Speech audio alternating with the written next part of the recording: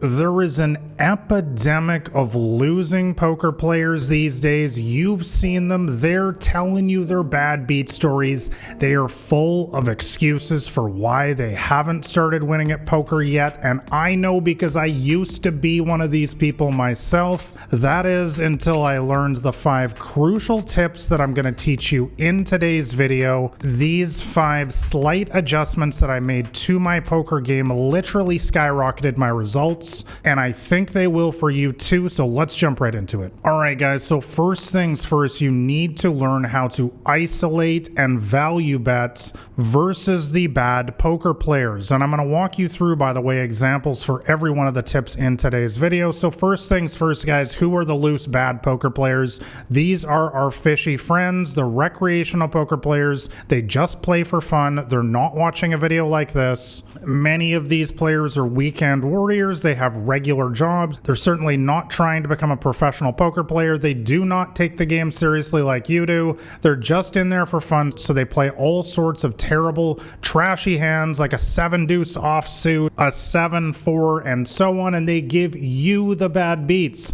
However, guys, as I've talked about many times, these are the players we make the money against in poker. I have literally built my entire professional poker career out of fleecing these players again and again, and the number one thing you need to know how to do is to isolate them and value bet them. So let's jump into it right now. Imagine you're playing in a $1, $2 cash game live, totally standard. Then this is the number 1 most popular game in the world, and it is full of loose and beginner level players, as they usually are these days. Some people come to me and say, "Oh, Nathan, you don't understand. My games are tough where I live." And my answer is always the same, guys. Go to another casino, go play online. Do not sit around in bad poker games, because there are so many good poker games out there these days. If you are literally sitting in a low stakes game like 1-2 and it is full of tough, tight poker players, you're doing it wrong. Leave the table immediately and go find the game with the fish. I've covered that in multiple videos here on the channel before, so I'm not going to go into detail. But let's jump into the hand here. So you have ace jack offsuit, ace of hearts, and jack of clubs in middle position in a $1, $2 game. You raise it up to $6 and the fish calls you in the big blinds. So let's go see the flop now of the 9 of hearts, king of spades, 5 of clubs, fish checks. What should you do? Guys, this is a slam dunk continuation bet. You want to make another bet here to continue the aggression that you've already built before the flop. So first things first, we always raise pre-flop here. That's the isolation part. We're trying to get it heads up versus the fish who's sitting in the big blind. We have successfully done that. And now when we go see the flop here, even though we hit absolutely nothing at all, a flop like a 9 king 5 definitely smacks our range as the pre-flop raiser. So you simply want to keep leaning on it here. I would suggest betting around half pot in this situation to give them even more reason to go away, to simply fold their hands now. And guys, yes, I know people complain to me all the time, my students, that they call you all the time here. Guys, it's going to happen. Sometimes they're going to have some sort of hand, but you always have to remember that you miss the flop in poker 2 out of every 3 times on average. So most of the time they don't have anything here. They have some sort of ridiculous draw. Remember, we can still catch our ace or jack on the turn or river, even if we are behind here. So guys, do not make the mistake of simply giving up because you missed the flop. It's going to happen most of the time. Aggressive poker is winning poker. When they check to you, like in this spot here, showing weakness to you, just go ahead and make your standard continuation bet in this situation. Most of the time they're going to fold, but if they decide to call, we'll cross that bridge on the turn or river. All right, so let's move on to point number 2 here, and this is that a flop C bet is all about the profit.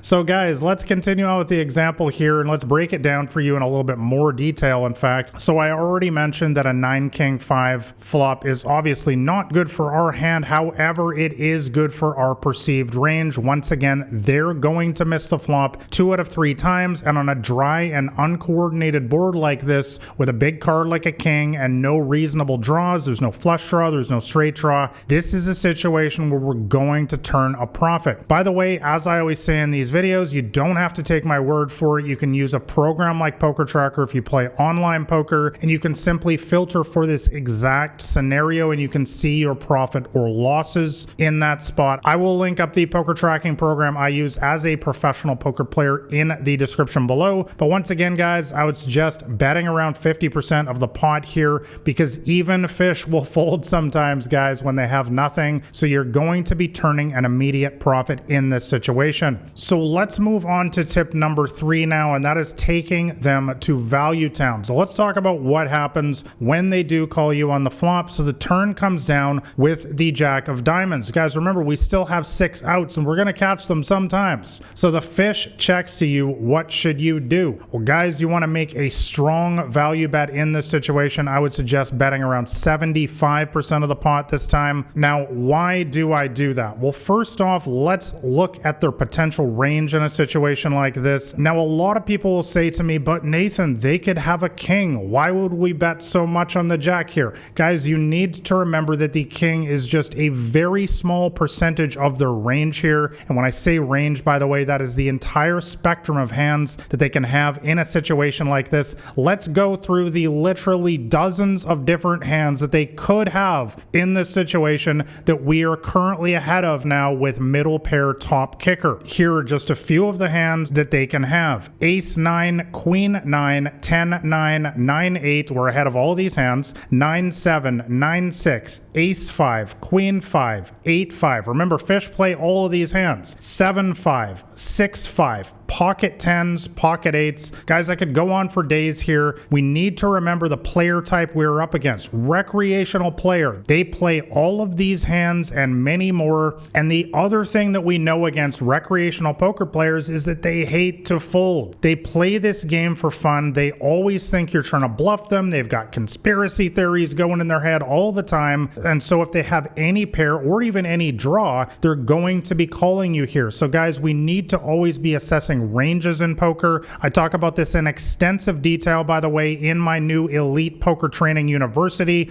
17 plus hours of advanced poker training, hundreds and hundreds of example hands just like this, walking you through the cutting edge strategies to smash today's games in the small and mid stakes. Whether you play tournaments, cash, Zoom, live poker, online poker, I have just opened up enrollment. I will leave a link in the description below. But guys, take it from my nearly 20 years of experience in this game, most of that as a professional. In a situation like this where you have middle pair, strong kicker, we have the best kicker possible with the ace, you always want to be betting in a spot like this. Actually, I forgot to even mention all of the worst jacks that they can have here. This player could have jack queen, this player could have jack 10. Remember, our kicker beats all of these hands. All right, moving on to point number 4 here, and let's continue on with this hand. Let's assume they called us on the turn, and now we're going to go see the river, which bricks out with the 3 of hearts. So the fish checks to you once again. What should you do? Well, guys, this is the spot where a lot of beginner and amateur players make a big mistake here. I see this with my students all the time as well, is they just check. They get gun shy. They convince themselves that somehow this player is slow playing a king, is sandbagging the straight. Maybe they hit it with the queen 10 on the turn, and so on. Basically, they're running through the skeletons in the closet scenario of, oh my god, they must have some sort of monster hand. And guys, remember, we think about poker in the modern era in terms of ranges, not individual hands. A king or a straight or maybe 3 of a kind with a hand like pocket 5s is a part of this player's range, but remember guys, it is only a small part of the range. We already talked about all of the worst hands that this player can and will call us with here again on the river. That includes any 9, that includes any jack. I mean, we beat them all. We have the best kicker. That includes all sorts of hands with a 5 in it. That includes all sorts of middle pair hands like a pocket 6s, pocket 7s, pocket 8s, pocket 10s. Remember guys, recreational player, that is absolutely essential and key to this hand, is the player type we're up against. So I am emptying the clip here guys. I am making a strong river value bet of 75% of the pot. A value bet for you newer players is a bet that you make in poker poker when you have a strong belief that you have the best hand, and we will have the best hand the majority of the time here, as we just discussed, breaking down their entire range. Guys, firing the third shell here is literally how you crush loose, low stakes games like $1, $2. I have literally made a career out of getting the absolute maximum value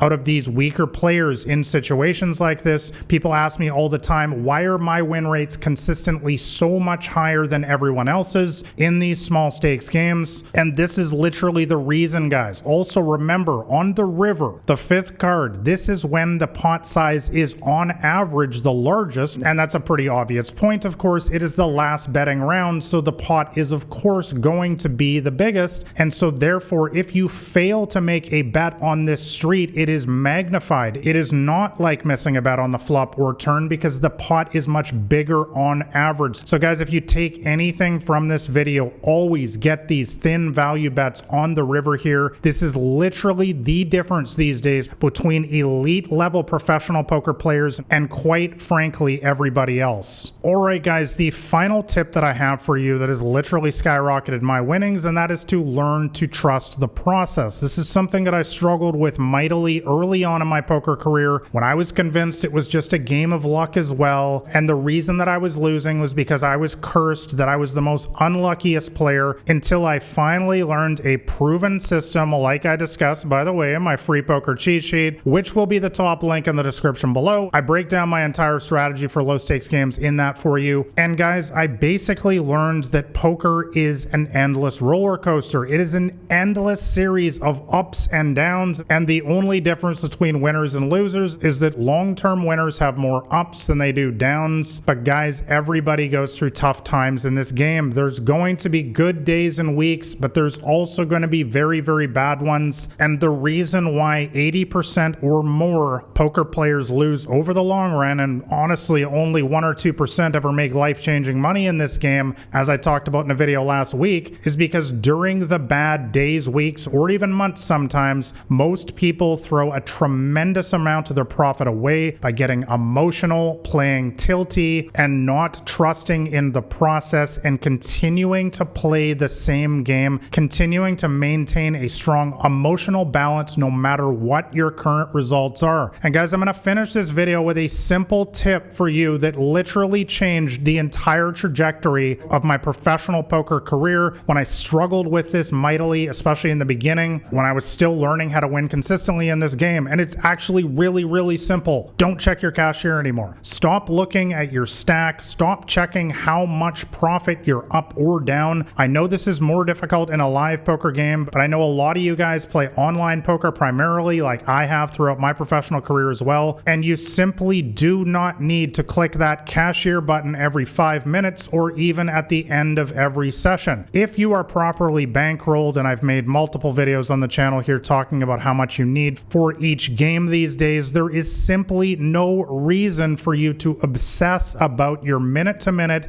day-to-day, or even week-to-week results. This is analogous to the stock trader who is checking the latest stock prices or crypto prices on an hourly or daily basis. Guys, you are going to drive yourself insane doing this. I am assuming that you play this game for the long run like I do, and therefore if you trust the process and you have the proper bankroll to be playing in the games that you are, you don't have anything to worry about. Play your game, ignore your current results, and things are going to turn out well for you. I'm going to be honest, guys, I do not check my results sometimes for one entire month, and this has helped me tremendously in maintaining my emotional balance and not allowing the day-to-day or even week-to-week swings affect my play at the tables. Alright guys, like and subscribe if you found this video helpful, and once again, if you want to know my entire strategy that I have used as a professional to beat these small and mid-stakes games in particular, I have written a free 60-page poker cheat sheet. I will link that up as the top link in the description below. You can read it in an afternoon. It's totally free, and I think that will get you winning if you are currently struggling. Alright guys, I will catch you next time. All the best at the poker tables.